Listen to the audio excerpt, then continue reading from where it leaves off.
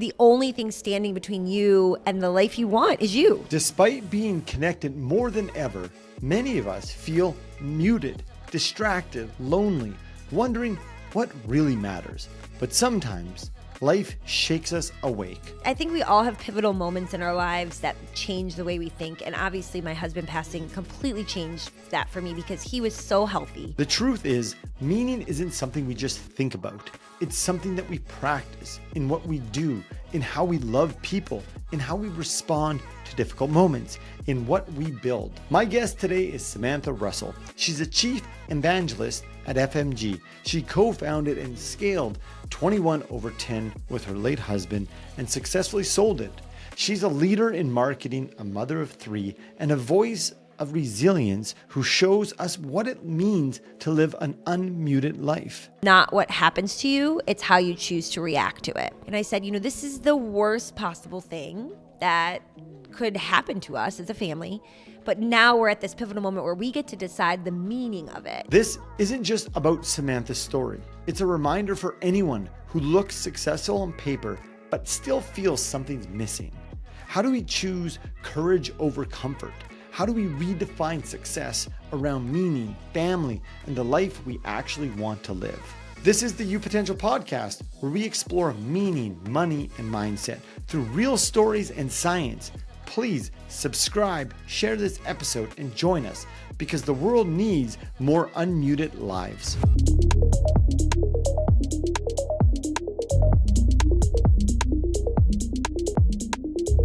Samantha, welcome to the show.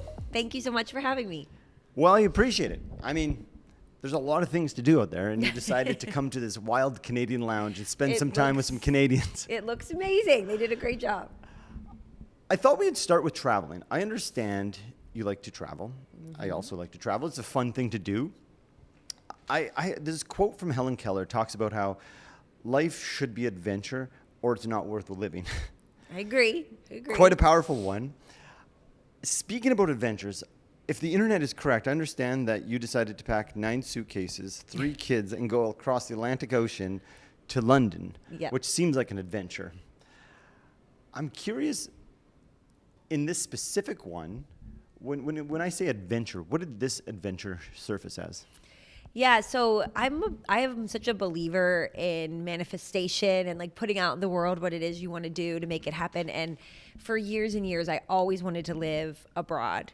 And my late husband was a professor at Penn State University. And he would always say, one of these years I should like go teach at a university and we should live abroad. And it just never was able to happen. So he unfortunately passed away almost 2 years ago. And in the time after he died, you have that just intense search for meaning and purpose and where do we go from here? And after about just a few months, I thought I want to pick up and like have this adventure. Maybe it was a little bit of like, escape therapy, get out of the normal, but all the pieces started coming together as I put that out into the universe. So I got a whole bunch of companies asking me if I'd come speak in London. FMG, the company that I am the chief evangelist from, they were looking at seeing could we expand to the UK market. So all the pieces kind of aligned and it made sense to just go and stay there rather than come back and forth. So I have 3 little kids. My mom and my sister came with me and we were based just below Regent's Park, for anyone who's familiar with London. Amazing location. And I was able to work from a co-working space, worked there, and then on the weekends we would travel all over Europe. It was honestly amazing. And I know so many people who've said, I would love to do something like that. And I'm like, what's stopping you? Do it, absolutely do it. That's fascinating. So what's stopping you do it? I mean, I can imagine you're like many other families that this has come up prior to that. What perhaps, like you said, with your late husband passing, maybe that was a bit of the shakeup that caused you to see things differently and take this, like Helen Keller said, this adventure? Yeah. Well, there's a quote that I love since you started with the Helen Keller quote. It says, don't live the same day every day and call it a year, and don't live the same year every year and call it a life. Oh, wow. And it's just, I think until sometimes something happens to really force us, like I can't tell you the number of people who've said, I would love to do that, but my kid's sports. And it's like, are you going to wake up at 90 someday and be like, well, we didn't go have this adventure because my kid had tournament baseball at 8 years old, But he's going to make the NFL. Yeah, exactly. I mean, I think we can convince ourselves of anything. And so the only thing standing between you and the life you want is you. Like, you can figure it out. You can get a different job. You can work remote. You can take a sabbatical. I know it's not as easy as I'm painting the picture, but I do think there's a lot of people where if they really stopped and thought about what are the things holding them back, they're all, as I like to say, figure outable. They could figure them out. And it doesn't have to be forever. It could be like we did for just a short period of time. Mm-hmm. I appreciate you sharing the impact that a passing of a husband has. And I've seen on LinkedIn you do share, and your quote really reminds me is that often we fall in these rhythms of life where just, you do the same thing over and over, and the kids' hockey, the kids' sports, whatever it is, becomes these barriers. Yet there's times in our lives, whether it's a large event like yours, or we have individual ones that kind of shake up our identity. But I still think it takes some courage to take that decision to go across the Atlantic Ocean. In your case, what strengths do you think you've been able to cultivate to be like, nah, you know what, this is my one life to live. I'm going to do it. Yeah. I mean, I think we all have pivotal moments in our lives that change the way we think. And obviously my husband passing completely changed that for me because he was so healthy. He was 39 when he was diagnosed, 41 when he passed away. CrossFitting every day, the CEO of a company, professor at Penn State, the strongest mind, and he was diagnosed with brain cancer. The most tragic, horrible disease. It just takes away your ability to think and talk and all of the things. And I watched and cared for him as he was ill, and it really was a catalyst for me to think about what is the purpose of life? Why are we all here? And, I think what's interesting in our space, so many financial advisors have become therapists and life coach, and you're sitting across the table from someone, and it's about money, but it's not money. Money is the vehicle to create the life we want. And there's all these things that are holding people back. And if we really could just peel back a layer and get at the heart of it, what are you scared of? What would it take to live the life of your dreams? Maybe it would mean you have to make a little less money right now because you stopped doing this. And so you have this reduction in cash flow, but it opens up this whole new world. And I think that there's so much that advisors could maybe either they could be pushing their clients to do more of, or they themselves could do. I mean, in any industry, but specifically in this one, because money becomes the vehicle by which we decide what we're able to do or not able to do. And so many people use it as an excuse to not take the next step, or maybe not an excuse, but it's a fear stopping them from moving forward. So for me, it was really his death completely changed my thinking. Yeah, I really want to get into the work you do with the advisors, and just one more question. We on the podcast, I get curious on those inflection moments in our guests' lives, is like where the fortitude comes to be like, no, you know what, I'm gonna live this like vibrant, vivacious life because I've got a choice in this moment. Mm-hmm. Whether it's a very extreme situation like yours or other ones, we all encounter these moments, these crossroads, and we do have a choice to I guess choose a path like you chose, or surrender to the fear, to the scarcity. So what did you find inside of you that it's like, you know what, I'm doing this? So I think, for me, even before my husband was sick, we really were huge believers and practitioners of Stoicism. And I grew up Catholic, and I always say, Catholicism taught me how to behave. Like, what are the rules for being a person and how you behave with others? And Stoicism, as an adult, finding it was such an aha moment because it teaches you how to think. Yeah. And the idea that the only thing we really can control are our thoughts. Everything else is up for grabs and change. And so I think that when this, he was diagnosed and then he died. I just kept coming back to the idea of in life. I mean, this one of the biggest tenets of Stoicism is it's not what happens to you, it's how you choose to react to it. And I told my children, I have 3 little kids, they're now 3, 7 and 10, but the youngest was just 1 when my husband passed away. And I said, this is the worst possible thing that could happen to us as a family. But now we're at this pivotal moment where we get to decide the meaning of it, and do we say we're going to curl up in a ball and stop living and just say, well, that's it, life is over? Or are we going to honor Dad because he's gone, he can't live, by living as hard as we can every day of our lives? And I can't make that choice for the 3 of you. You have to decide for yourselves. But I wanted to be a role model in the direction I wanted them to go. And don't get me wrong. I mean, I've had days where I curled up and cried nonstop and didn't move. But I think if we started asking everyone at this conference, what's the worst thing that's ever happened to you, we'd have some stories. Yeah. And I'm not the only one that's experienced something tragic. But the ability to, it's really just a choice, and we all have that strength in us. You just sort of have to find your reason why to tap into it. And for me, it was my kids. You're a strong woman. Oh, thank you. 3 young children, and good for you. If I'm not mistaken, was that part of Ryan's message in the children's book? Yes. So my husband wrote a children's book. It was so he had a few major dreams, which is also amazing that he accomplished them all before he passed away. He wanted to be a full professor at Penn State, which he was. He wanted to build and grow and sell successfully a company, 20 over 10, which he did. And he wanted to become a published children's book author, which he did. And it became the number 1 on Amazon for all of children's books. It sold 15,000 copies last fall. Yeah. Wow. What do your children think of that book? My daughter always tells everyone, did you see that the main character's name is Grace? Because her name is Grace. But he has a little intro in the beginning, and it says, this book is dedicated to my 3 lovable shadows, because it's about a little girl and her shadow. They absolutely love it. They're so proud of their dad. And they feel like, they're still young enough where I'm sure so much of how they process the grief will come later. But they saw us working so hard as a team on the company that we built and, built from the ground up together. And so they're proud of that. They're proud of the book. Yeah, they're proud of it all. His message there, and what you decided to live by too, and perhaps beforehand, it really reminds me of Viktor Frankl's freedom is the space in between stimulus and response. Yeah. And going back to how we react is how we create new meaning, new purpose. And so thank you for sharing that. Yeah.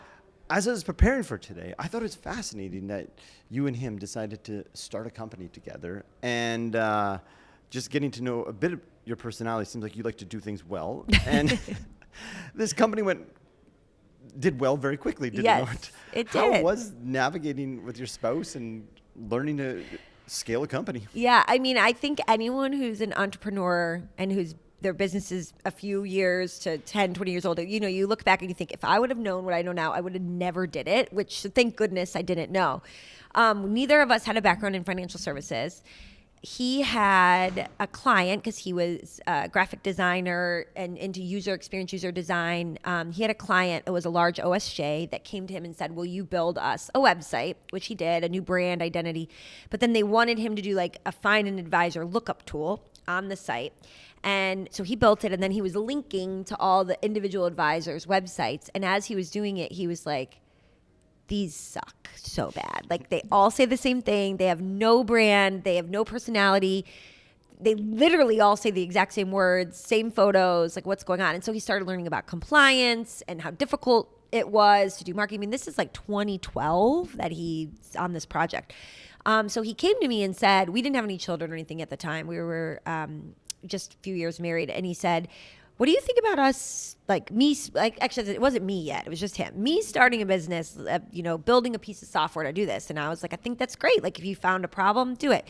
And then he started it. And after a short period of time, he's like, I think you should quit your job and come help me sell this thing. And I was kind of like, oh, I don't know. And then the more I thought about it, I believed in him so inherently, and I saw what he built. And I said, okay, let's do it. And so it was just him and I. He had a business partner that helped, build the code and everything, but it was just me really selling and marketing it. And I learned so much about how to get attention, to craft messaging. I had come from events and public relations, so completely different. And what I was really doing, though, is as I would learn things, I would share it with the advisors that we were working with. So it was kind of like a build in public. And it really took off. And then in 2020, when COVID happened, is when, it was massive exponential growth, because we had built on at that point content to the websites, a lead gen platform, like all these other tools, a compliance backend workflow. And it went crazy really, really fast. And it was so much fun, honestly, doing it together. As you're telling that story, you just seem like you're lighting up. Yeah. And I open up with that quote about adventure, choosing life as adventure. I mean, Ryan sounds like he lived by that. He just did. Quit your job. Let's start a company. Yeah. And I think obviously he had his Penn State salary, so we didn't have any children. That made it a lot easier. So he was doing both? He was doing both the whole time. He never stopped being a professor. But then in that time, so I think I decided to do it with him at the end of 2013. 2015, we welcomed our first child. Then 2.5 years later, we welcomed baby number 2. So we were working nonstop, having these babies, and then COVID. It was a lot. It was a lot, as any parent at that time can attest to. But, so many people have asked me, what is it? What do you think about working with your significant other? And for us, it was great. We had 2 separate skill sets, and we each just let each other do what we were good at, and we loved it. It was, I'm sure again, I'm probably glorifying it. There was definitely bad moments too, but overall it was lovely. I don't think anything really good is lovely all the time. No. Think about parenting. Like, I mean, you we both just laugh. We both just laugh. It's like the most meaningful thing in the world. Yeah. But man, some days, like waking up at 3 a.m. and going into the kids' room to give them that cup of water, and then they pee the bed or whatever it is. Yeah. But so I can imagine working with him. But I think if you guys, it seems like you just shared the same vision, and I can only imagine that just deepened your guys' connection. Well, you think about at the end of the day when you're married, what do you talk about? And a lot of times you talk about the kids, what do you, this or that. But it was so meaningful for us to have this shared goal we were working towards. And it made it so fun. We were constantly sending each other articles or ideas or, to feel like you're best friends and business partners working towards a goal together that's going to make your family overall better. For us, it worked great. So then what was it like when you sold it? You build this 4th child. Exactly. And then you say bye to it. So what happened was, I mentioned 2020, COVID, and FMG and 20 over 10 had been competitors, but we also had been friendly competitors and talked with their leadership team a lot. And we were getting to this pivotal moment. We had grown the business significantly. We had 40 some employees. Ryan was still a professor. I have 2 young babies. And we were like, we either need to bring in outside funding to scale this thing, and do a capital raise because we'd bootstrapped the whole thing, bring in more leadership, or we need to partner with somebody through a sale to take it to the next level. And, you obviously go through all the pros and cons on either side, and it just really was going to be the best fit to partner with FMG. So we successfully sold it to FMG, and I came on as the chief evangelist, and it was an amazing decision. It really, really has worked well, continued to work well. So it was almost 5 years ago at this point that went through. And now to be a part of this larger organization, which still has the same goal and mission of, powering advisors' growth in their business through great marketing, organic marketing. But also it's grown in so many other ways. And it was a great decision for us. But it was, timing wise, it was also interesting because that was at the end of 2020. And then my husband was diagnosed in 2022. So it was literally 12 months later that he was diagnosed. So, I mean, I think also just from like how you look back at the arc of your life, thank goodness that transpired the way that it did. Yeah.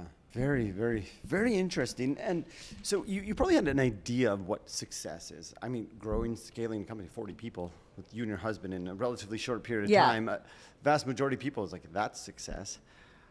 I'm wondering specifically the sale, how, if anything at all, did that change your understanding of what success is?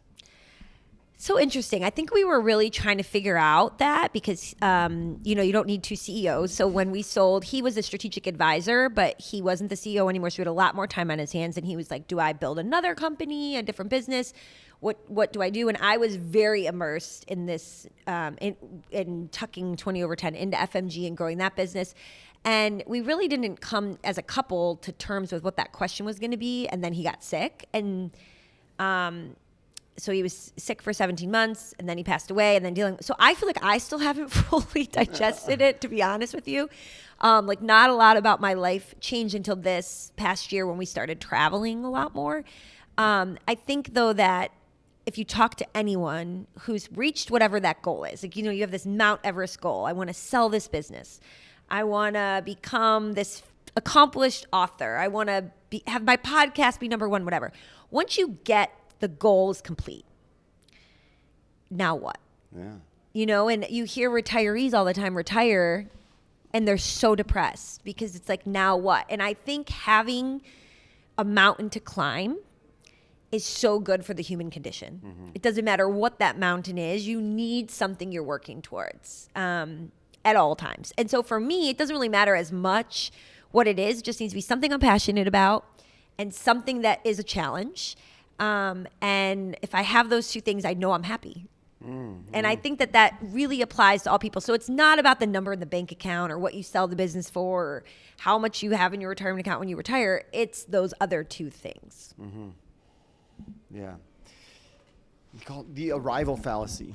Yeah. I've got this idea that I get here and I'm going to be so joyfully happy, but life goes on. The difficult moments still keep coming. Right. I mean, and if you look at like the blue zones in the world, right, the people that live to be 100, what do they all have in common? I mean, sure, the things people always focus on are the health and access to fresh food, and they walk so much. But the thing that's most interesting to me is the community and the purpose. You need to have a purpose in your life. You need to have this goal. And if money is the goal, it will always be a shell of a goal, like having some number, all the studies that show it doesn't matter after a certain amount of wealth, the level of happiness and wealth are not correlated anymore. Income, I should say.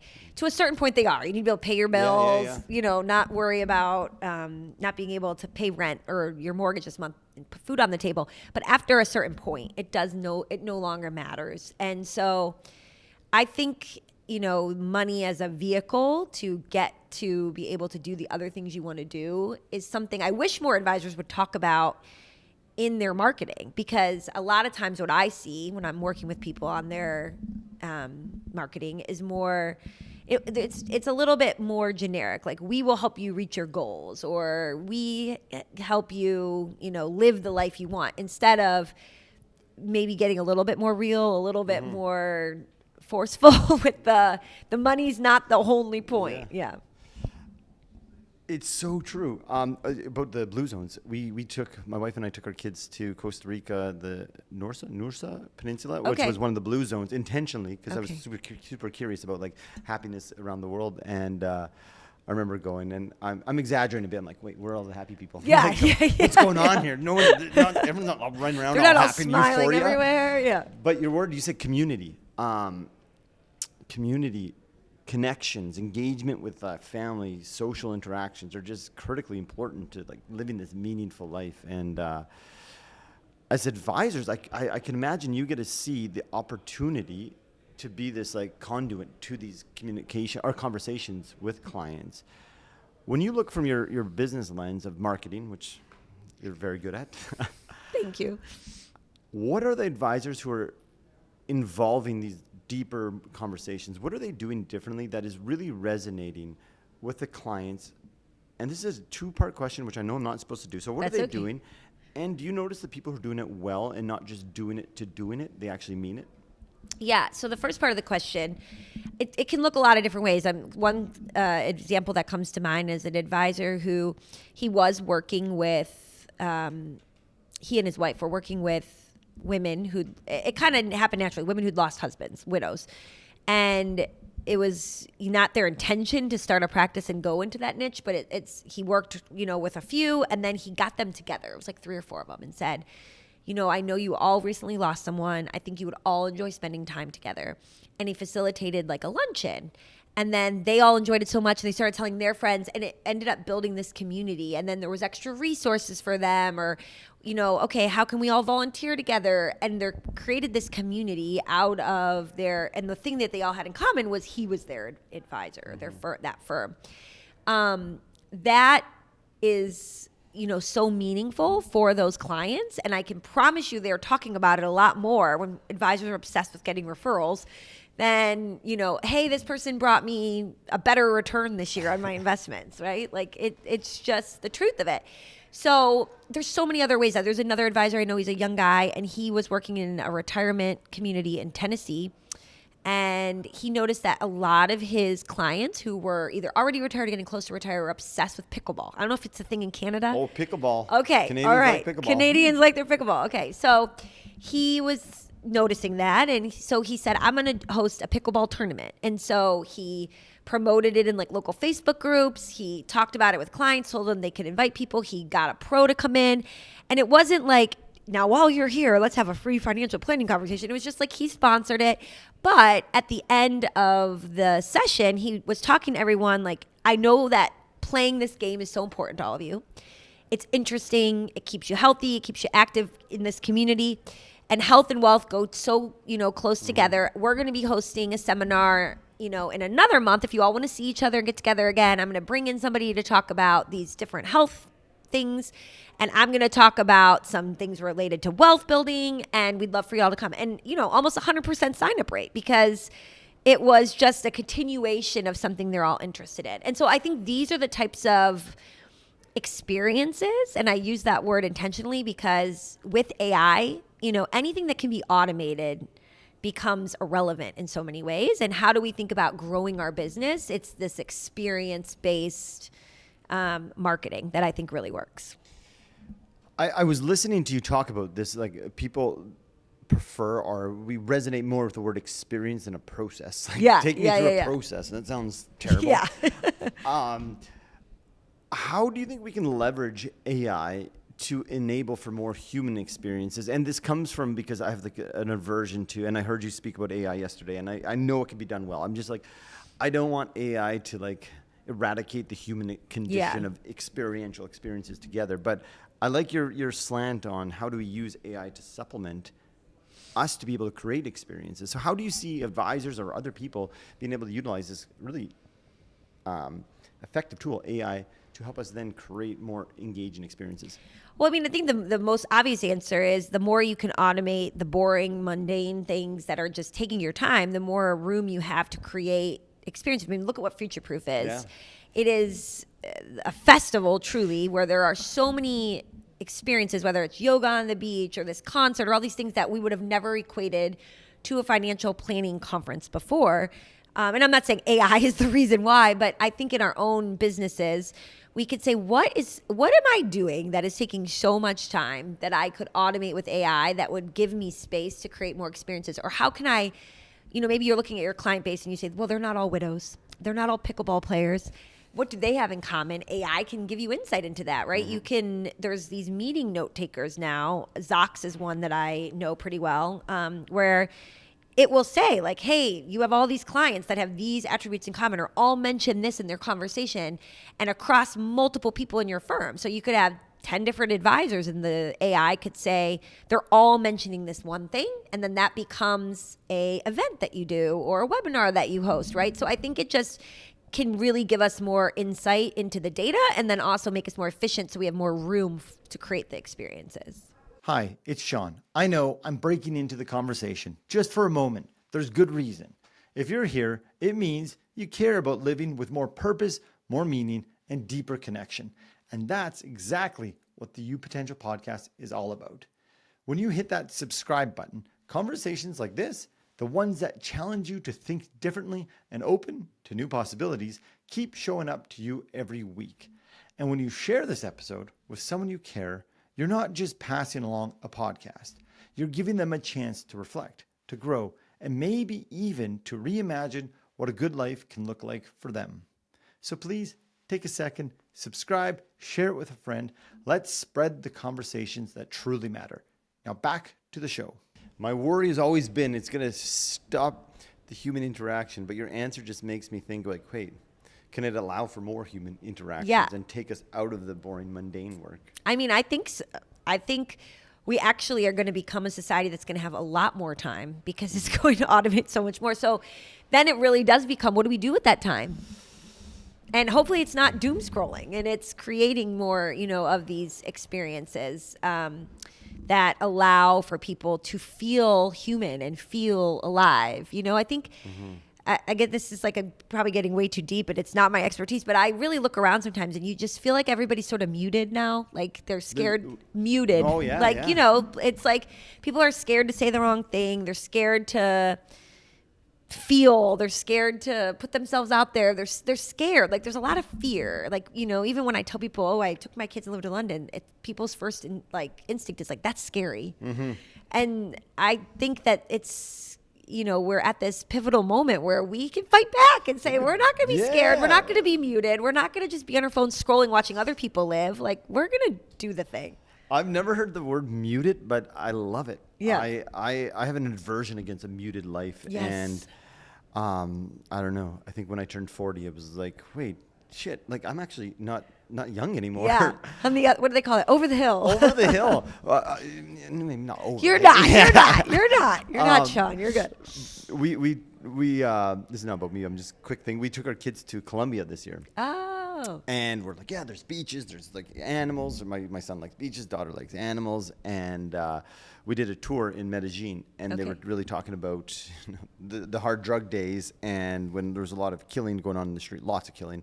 And we're on this tour, and this guy's like, yeah, I was about your age when I'd have to hide in my parents' house and watch out for bullets, and they're shooting every day. And my son's like, oh my gosh. He's like, Dad, is this why everyone was shocked when I said I was going to Colombia? And it's like, they still have that mindset about it. Yeah, I'm like, yeah, but it worked out well. But that was our attempt at not a unmuted vacation. Yes, I love it. You'll have to offline. You'll have to give me tips for that. Oh, it's a phenomenal place. But so this unmuted, I really like this. So when you see advisors, like this question's coming from myself too. Yeah, because I'm supposed to use social media, and we all are. And you always want to be yourself, but then they're like, hey, if you want to get traction, you got to like have a good hook, good etc. Like there's this formula.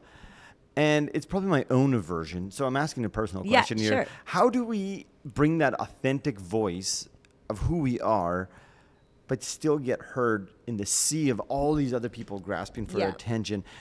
And I've been told, well, be authentic. I'm like, well, that's like, be nice. Like it's a very generic word. I mean, if you look at people who are doing it so well, right? Look at Josh Brown and his voice. He's such a unique voice. I don't think at least I don't know. I'd love to ask him this. I was at dinner with Westside. I should have asked him. Do you sit there and think for hours about what your post is going to be? I doubt it. I doubt it. I think he just says what he's thinking. And in financial services, what ends up happening, and it's happened forever in marketing, is you think something and you go to write it out and you're like, well, that might offend this person, so no. And then you think, well, compliance isn't going to approve it, so no. And there's all these, maybe it doesn't sound professional enough. We want to come across as professional for those high net worth, suit and tie folks. And so then next thing you know, you have this bland thing that nobody cares about. And I always say with marketing, think of it like a magnet. In order to attract on one side, you have to be willing to repel or you will not work. So if you're so scared that you don't want to repel anyone, you're also going to attract no one. Mm-hmm. You can't have it both ways. Mm-hmm. If you're going to attract people, you have to be willing to repel some and get over it. Like that's just part of what good marketing is. So when you're thinking about how do I share my thoughts or do this or that, well, you can only be you. So what I would do is write out what it is you want to say, but then go back and spend a little bit of time tweaking just that first line, because there are some practical things that do hook people in with a storytelling, right? So instead of saying something like, this is what you need to know about claiming Social Security. I know this is Canada, so I'm thinking of a different topic, but you get the idea. Yeah. Instead, if you wrote, this is the one thing no one tells you about when to claim Social Security. everybody wants to read that, right? Yeah. So it's not changing the overall message, but it's just, rewriting that first hook. And you can do that with a million different things. Like maybe there's something you learned in your career and you would love to share. Instead of just saying, after, being a podcaster for 10 years, this is what I learned, you would say, while I was building my podcast, this continued to be a problem, or this was always an issue for me with podcasting and was stunting my growth. And then I learned this one thing that changed everything. So it's just like, how do we hook people in? They want to know, what is the thing or what is the mistake to avoid? So I think as long as you can get just maybe rework that first sentence, the rest of it can just be your normal way you would write. A good acquaintance of mine, Dr. Brad Klontz, I don't know if you've come across him. Yes. Yeah. He's like, you know what, Sean? Like, he's a PhD level doctor. He's like, I decided to go heavy on TikTok, and I had to sell my soul for the first hook, but then I give them all the love. Yes, exactly. I mean, I have a little like travel blog and Instagram that I do that have documented our family's travel. And it's funny, the other day I had, and it's been fun for me to learn that platform because I never really used it personally for growing an audience. And so I've been teaching a lot of advisors more and more about Instagram. So I wanted to like have skin in the game. And it's been doing really, really well. And I had this post the other day, and it was like, point of view, instead of taking you to Disney, your mom takes you to, and then it was all about Switzerland. And people just were like at me in the comments, like, why can't you go to both? Why does it have to be Disney or here? But it's like, because it's a hook. It's not if you look at our content, we went to Disney this year, but it's the hook. And there definitely is an art to that. Yeah, you got to pique people's interest. Did you take your son paragliding? Yes. Or parasailing? Paragliding. How was that? Oh my gosh. It was one of those things where I always was like, I will never do that. I will never, ever do that. And then after my husband died, my son was like, well, you always said you'll never do it. So I guess I'm never going to be able to do it till I'm 18 because you have to go with a parent. Mm-hmm. And I was like, oh, he knows how to get me, And so we were already going to Switzerland, and it was his birthday was going to be while we were there hiking. And so he kind of kept saying to me things like, Mom, you always tell us, what does it mean to be brave? It doesn't mean you're not scared. It means you're scared and you do it anyway. He's like, be brave. He's 10. So he's like using my words against me to get what he wants. So I was like, you're right. And so we did it. We booked it. And honestly, I can be so calm until the moment we get to the top of the mountain. And we were in the Lauterbrunnen Valley in Muren, which everyone says it's like the number one place in the world to paraglide. I would say if it's your first time, maybe choose something not as intense because it's like just a sharp cliff face. And so the tandem guide is behind me. My son's in front of me. He takes off first, not a care in the world. And then I'm watching him go. And then I asked the guide, like, I realized like we didn't get any training, nothing. Like, what do we have to do? And he said, just listen to what I'm going to tell you. When I say 1, 2, 3, you're going to start running. And I say, well, what if I freak out or, I don't want to do it? He's like, well, then we die. So don't stop. And I was like, oh my God, that was there. It's so different there. We didn't sign all this paperwork, get like a million training. It was just like, okay, let's go. Just go. And it was the scariest thing I've ever done in my life. The whole time we were there, I was like having a mild panic attack, which I'm not like that. But once we were on the ground, it was, you're so proud that you did it. And it was amazing. That moment when your feet would leave, like when there's no more control in your feet. Well, your fear's there, but you're like, I'm done. I'm gone. I mean, all you can do at this point now is just look around and enjoy the view because, yeah. You brought up travel again, and I really, really enjoy traveling. And I feel like two experiences of traveling. There's this external view of seeing the mountains, seeing the museums, the restaurant, but our internal world also travels. How, if anything at all, has your internal world been shaped or influenced by traveling? I think one of the things it has just given me, and I'm so glad that my children are getting to experience so many different cultures from such a young age, is I think, we all grow up thinking our way is the best way and judging other people if they don't do things the way we do them. And the more you travel, the more you see there are so many different ways to live. Mm-hmm. And you can't judge people, good or bad, whether you agree with them or not, always for how they're doing things, because a lot of people are doing it because that's the way they were raised. And good or bad. I mean, I think as long as you're a kind person, you're not trying to hurt anyone. If you want to do things different than me, like it's not my hill to die on. It's given me such an appreciation of that. And also, it makes you really realize the more you do it, again, how out of control you are. Planes delayed, missed flights, sick kids. And so it goes back to that idea of mindset. So I feel like I've become a lot calmer, actually, in a lot of ways, where I'm not rattled by much. Yeah, you're humbled by the beast of traveling, Right, of like the airplane delays and what you're talking about. You know, I want to respect your time here. And as I've kind of got to arc a bit about Samantha, it really seems that this, starting with adventure quote from Helen Keller, you've been able to embrace that, not just in travel, like in the holistic part of your life. And when I was telling people I was interviewing you, they're like, oh, you got to talk about this, she's so awesome.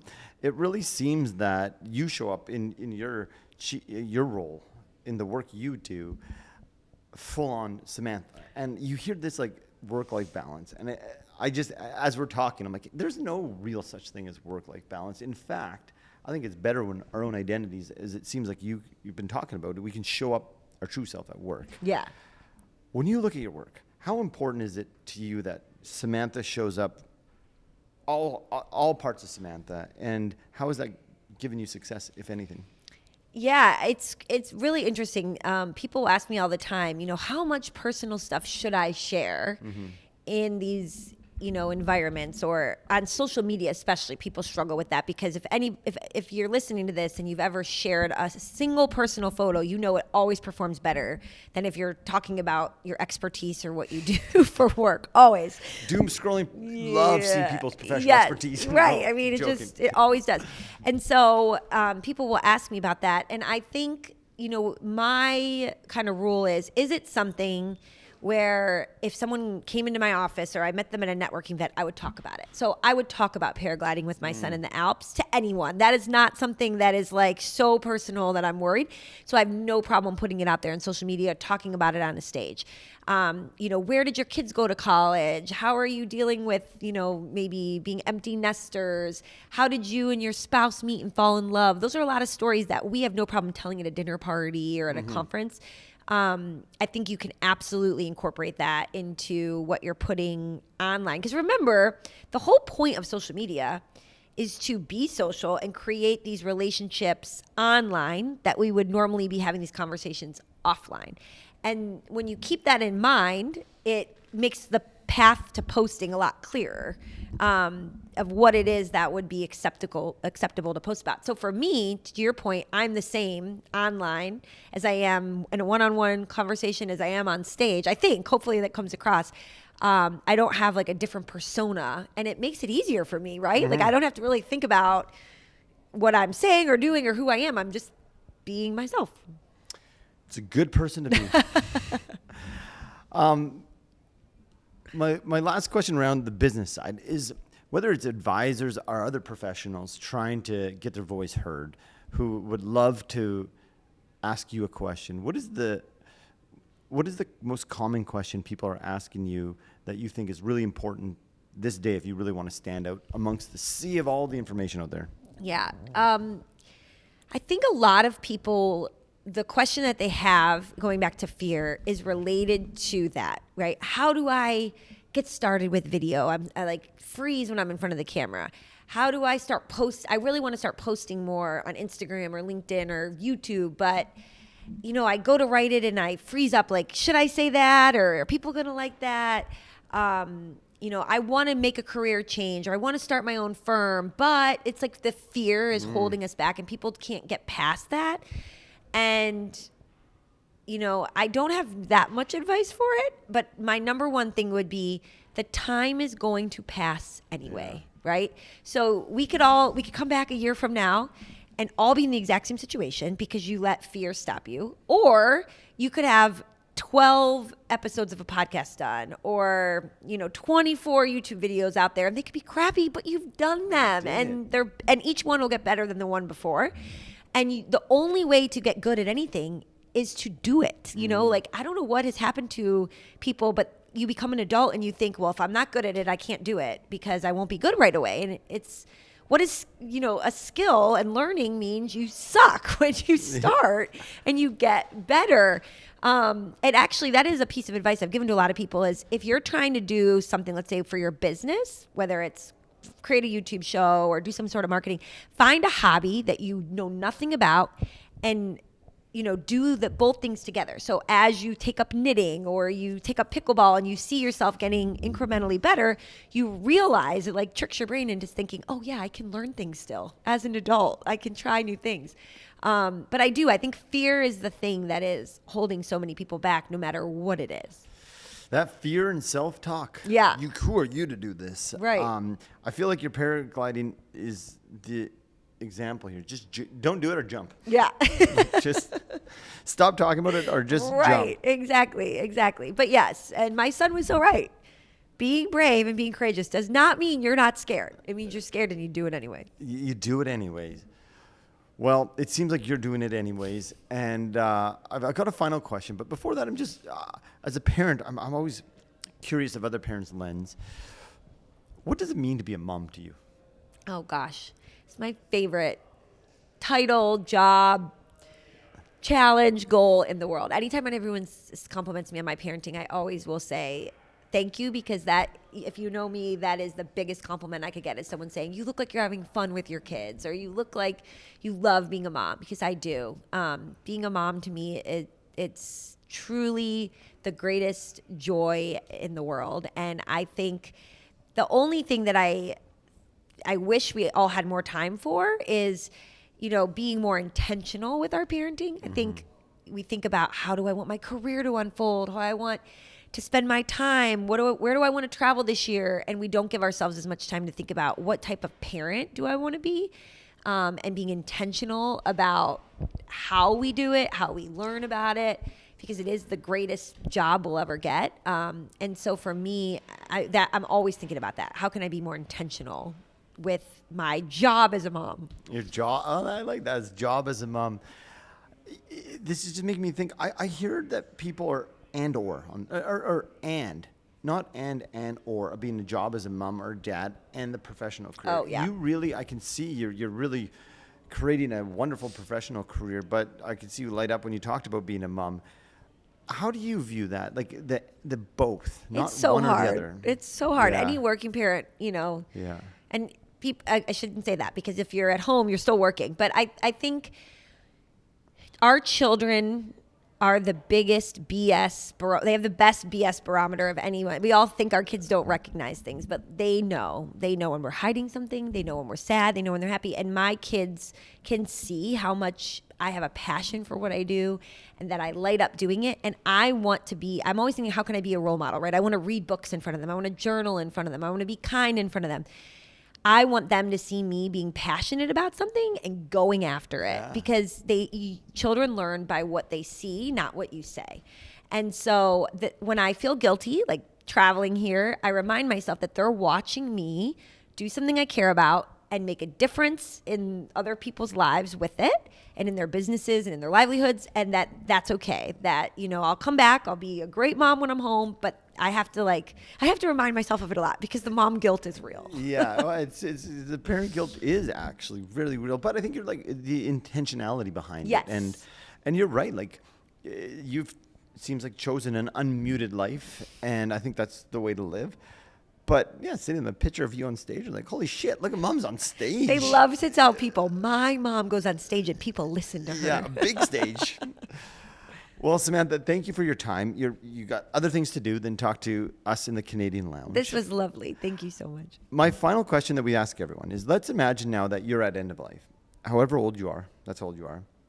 You're sitting on a front porch and you decide to bring out your journal, perhaps, to write a letter to your kids on what you learned was a key to living a meaningful life. What would the message be? Oh, there's so many things. It would be such a long letter. That'd be my poor kids. I'm like, Mom, get on with it already. I think that the key to living a meaningful life is some of the things we've already touched on, which is you got to decide to live with intention and not be the passenger on the train that is your life, but the conductor. Oh, I've never heard. And so many people are just riding along saying, well, I can't do this because of this. And they're letting everyone else prioritize their life, and they're letting everyone else put these parameters on their life, and they're not getting in the driver's seat and being the conductor of the train that is their life. And I think that to me is a guiding principle. I would hope my children by the time I'm that old would know already, but and then all the normal things, right? Like be kind, be a good person. And the measure of your life when you die someday is going to be, how do people remember you, and how many people did you help? And I hope that those things will be the things that they'll already know from me yapping in their ear about it forever. Yeah. Thank you for sharing that. Thank you for your time and sharing all your insights with our audience. I really appreciate it. Yes, this was great. Thank you so much. Thank you. Thank you for tuning in to this week's episode. As I sit here and reflect on my conversation with Samantha, I think about resilience. Samantha's approach to resilience is what the literature suggests, not about avoiding pain or discomfort. Rather, it's about choosing how we respond to that pain and discomfort. For Samantha, that was showing up for herself, the people she loves, her family, her work, and remembering that success isn't just in what we build, but who we become in the process. So, a question that got me thinking is, where in our own lives are we playing it safe or staying muted, when really what we want is to live with more courage? Because sometimes it's not the answers we learn from, but the questions. If you enjoyed this conversation, make sure to subscribe to the YouTube channel on Apple Podcasts or wherever you listen to your podcast. Leave us a review. It helps reach more people like yourself who are searching for meaning. And if you loved this episode, I think you'll really enjoy episode number 2 with Hoxie Workman, where we explore creativity, reinvention, and finding meaning in unexpected places. Take care.